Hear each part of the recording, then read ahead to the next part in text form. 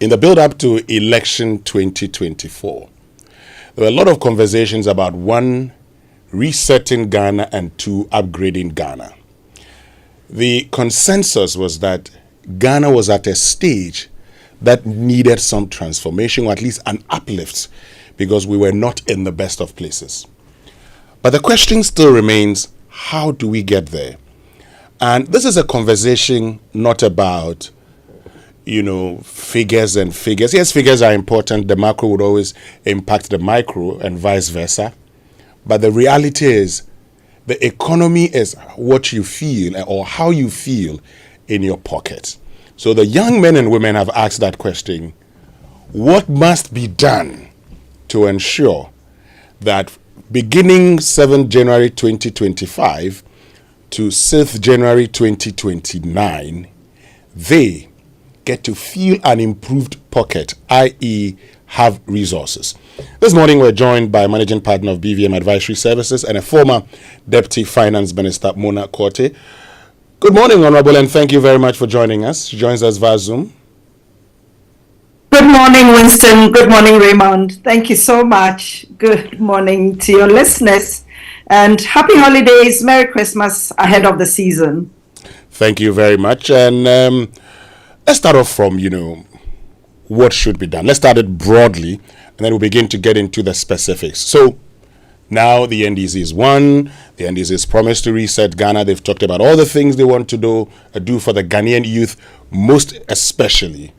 But how do they go about these in ensuring that the youth are better off? Thank you. Thank you, Winston. So I will just place it in context by using the 120-day social contract that the NDC has put out, showing what they will do, and then also taking from the NDC manifesto for 2024. As we said earlier, that manifesto was not a litany of promises at all, but an action plan, what we will do when we hit the ground running: one, to reset the economy, and two, to create prosperity for all, which includes the youth, of course. So that's the context within which this will start. And to go directly to how this will be done, I'm glad that your previous speaker, the young man, said their mantra was be bold. We are going to have to be bold. We're going to have to set expectations, because I believe most people have their expectations through the roof. They are hoping for very quick results. But a lot of the work that has to be done within the 120 days is going to be a lot of heavy lifting, and results will dribble in or will come in as we go along, and we'll all have to put our shoulder to the wheel. So it will definitely begin with holding a national economic dialogue.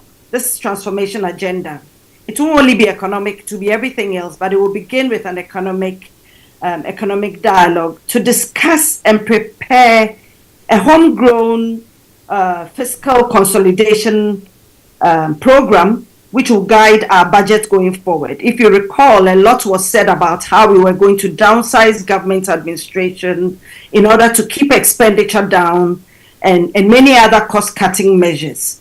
Also, a lot was talked about how we would increase revenue irrespective of some of the draconian taxes that will be removed, because there's so many of them.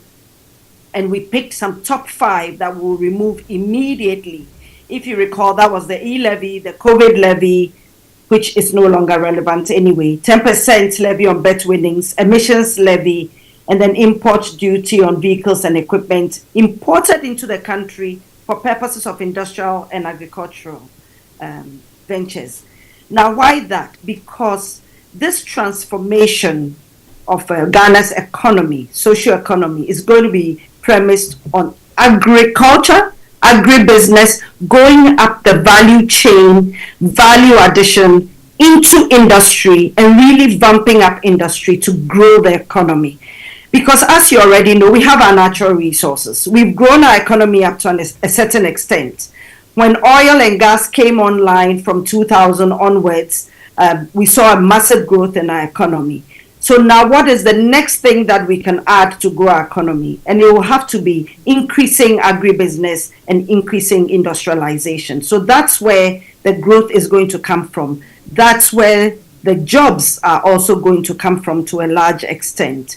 So immediately we'll have to look at an economic transformation that will be underpinned by structural reforms. We all know that Ghana's economic structurally is flawed, and we have to sort that out. We need to go from being primary producers to value-added producers. So we'll be promoting modernized agriculture, agribusiness, the value addition for import substitution, exports, and the job creation that will come with it. Although we'll prioritize the microeconomy because it's about the people, as you rightly said, and how they will feel it in their economy, we will have to take care of the macro. The macroeconomy stabilization will continue with the current IMF program that is going on. So that will go on under the NDC.